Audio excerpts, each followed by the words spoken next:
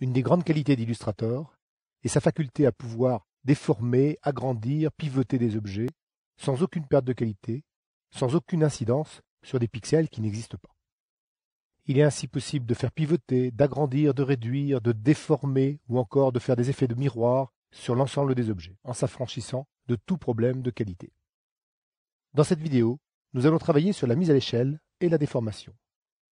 Je vais commencer par sélectionner le sous-marin et l'outil de mise à l'échelle pour pouvoir le réduire. On voit apparaître clairement une petite mire au centre du sous-marin.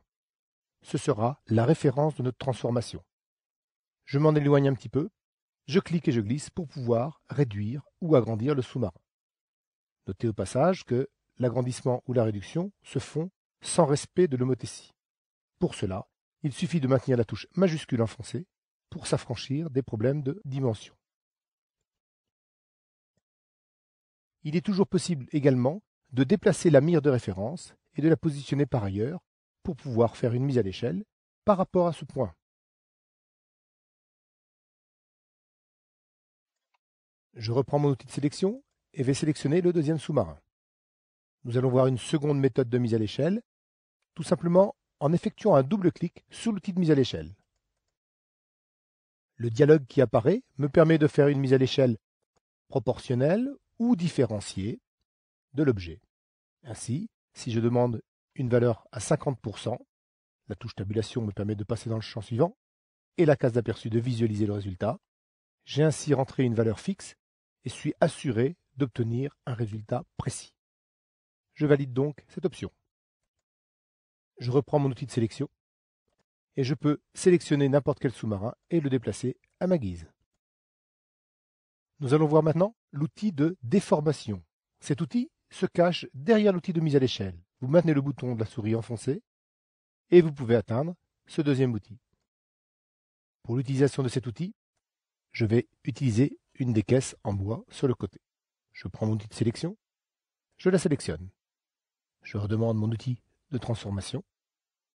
Tout comme pour la mise à l'échelle, je peux déplacer la mire de référence. La déformation s'effectue par glissement de la souris. Je reviens sur l'outil de mise à l'échelle et je vais pouvoir réduire maintenant mon trésor. Avec l'outil de sélection, je peux le prendre et le déplacer auprès de l'épave du bateau. Je zoome sur cette partie et je peux encore le dimensionner à l'aide du contour de sélection.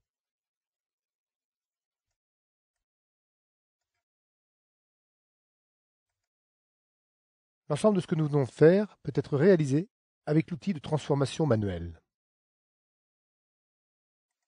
Je m'éloigne et me positionne auprès du deuxième coffre.